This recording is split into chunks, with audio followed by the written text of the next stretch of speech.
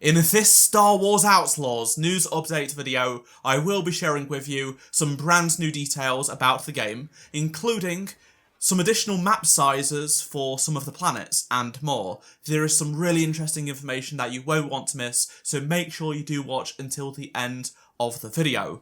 Before we do get into today's news though, make sure you do subscribe to this channel so you won't miss any future news updates about this game.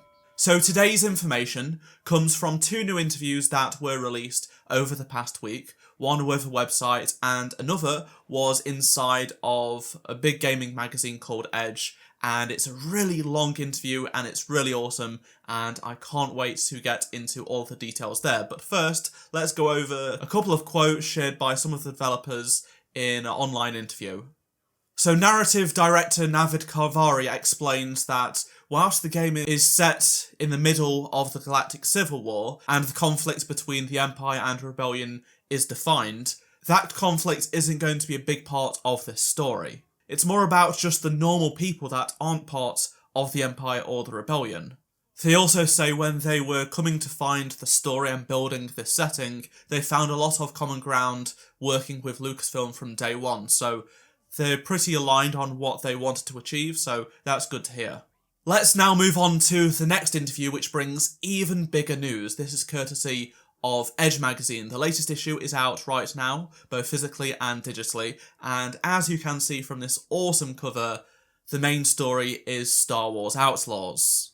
The interview is with Ubisoft Massive's creative director on the game, Julian Geraghty, and he is the one that's done most of the interviews for this game so far, and he actually does reveal even more details in this interview, so let's just get straight into it. So he starts off by saying that in order to develop Avatar, Frontiers of Pandora, as well as Star Wars Outlaws at the same time, Massive, the studio behind the two Division games, basically split off into two separate teams. He says they're very separate, and both games are of course a step away from the vision, and they just wanted to do away with live service and do something single player. According to Julian, the Outlaws team is slightly larger than the Avatar team. It does also require way more people to help develop a big game like this. For example, 9 other Ubisoft studios from across the world, including Shanghai, are on the development of Star Wars Outlaws, so yeah, it's not just Massive making this game. Some people have been wondering, how did Massive develop the Avatar game and Star Wars Outlaws so quickly? And the truth is, they've just got a lot of assistance from all kinds of people across the world in various Ubisoft studios. That's how they've gotten to this point so quickly. There is also a bit of background as to when this game sort of started to come about. So Julian says that Massive first took this pitch of Outlaws to Lucasfilm in February 2020, so over 3 years ago now. This came together through Disney knowing that they were working on the Avatar game. They've been working together on the Avatar game for a few years at this point, and they were pretty happy with what they were seeing, so they basically just gave Massive the chance to make probably the first post-EA exclusive Star Wars game. Given that was back in February 2020, not far after the release of Jedi Fallen Order, that was one of the reasons why Ubisoft decided to move away from doing Jedi, because if they were to do a Jedi game, then it'd be pretty close to, well, now Jedi Survivor. 2 Jedi games in a row there. Getting a third Jedi game next year definitely would be a little bit too much for a lot of people. People would be complaining, so this is a nice breath of fresh air, and it's not like the Jedi games are going away. There will be a third game from Respawn. It's a trilogy of games. Julian also talks about Kay Vess, the main character in the game.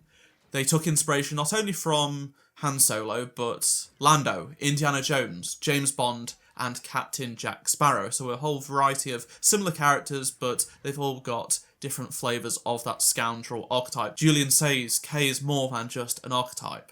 They wanted someone who's a bit more relatable, more of a rookie, a petty thief, who ends up in the middle of this huge world, and you're just trying to survive. We already knew that Jabba the Hutt was confirmed in some capacity, and then more recently, the Comic-Con panel information revealed D. Bradley Baker would be playing Jabba the Hutt himself, but Julian does say that Kay will be tangling with the Hutts, and there'll be a scene where you'll be face to face with one of the most famous Hutts out there, basically suggesting that is Jabba. and she apparently holds her own despite being a petty thief. We also get some clarification on the ground to space takeoff stuff, so it looked seamless, but there was a slight potential loading screen in the gameplay that caught people's eye. Julian does confirm that we don't have total free reign to go from ground to space. It's going to be a transition, but feel seamless as much as possible. He says in our past games we didn't have vehicles, so wrapping our heads around the different gameplay possibilities of speeders and spaceships, we've had to embrace limitations and constraints of each one.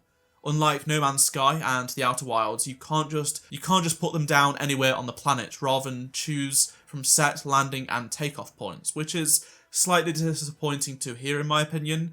I would have been happy with that if we didn't get pure ground to space combat. He said that flying freely above the planet was something that we chose not to do because it was going to take a huge amount of effort with very little payoff. So I'd imagine that they attempted it and it just wasn't possible performance-wise, something like that. It was going to be too much of a job.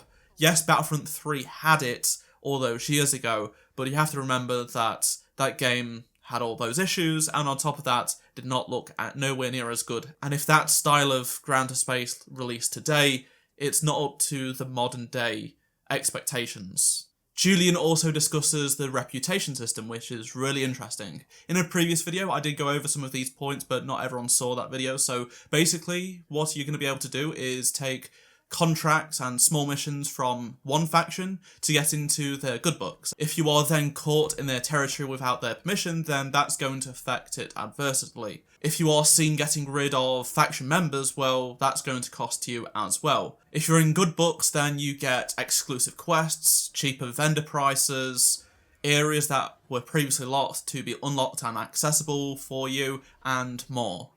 This is an interesting quote. So Julian says that there was actually the last bit of mocap for Nyx already. So he says the last day of mocap with the Puppet Master, she actually cried because it was like saying goodbye to our favourite pet. Nyx's mocap was actually recorded using a puppet, and his in-game model was designed to match, utilising shaders specifically to represent a sort of latex material.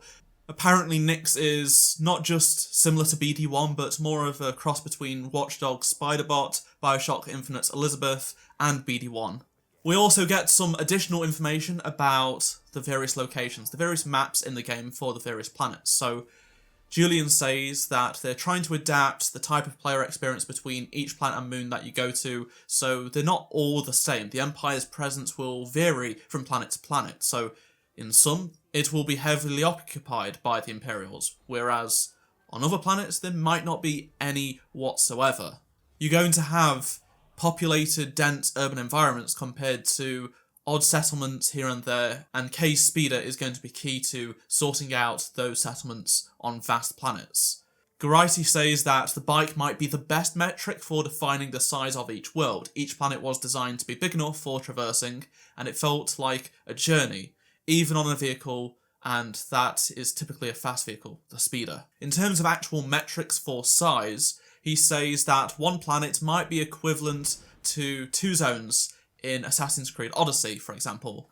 It could be 2 to 3 zones, but he says it's not, this sort of epic whole of England recreated approach, like they have done in Assassin's Creed. The reason behind this is that they're manageable, so for both the player, so it's not totally overwhelming, and also the developer.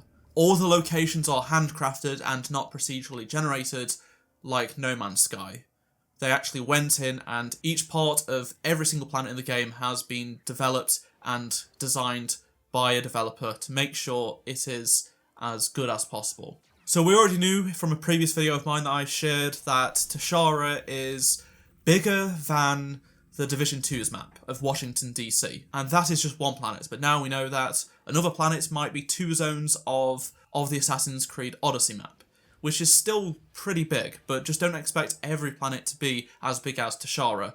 Similar to how Kobo is humongous, but the other planets in Jedi Survivor are quite small, but I feel like the other planets in Star Wars Outlaws are going to be much bigger than the ones in Jedi Survivor. For example, Tanalorr and Nova Garon are quite small, aren't they? Speaking of design, they've worked really, really hard to accurately portray that time period in Star Wars. So you're going to see a lot of 1970s and 80s influence on the design language, whether it be her ship, the Trailblazer, but also stuff like her binoculars. There's a design language and shape that they're really going for, and it's been influenced from that era of Star Wars. They've even said the waves in Kay's hair to the VHS quality of text pop-ups announcing each location.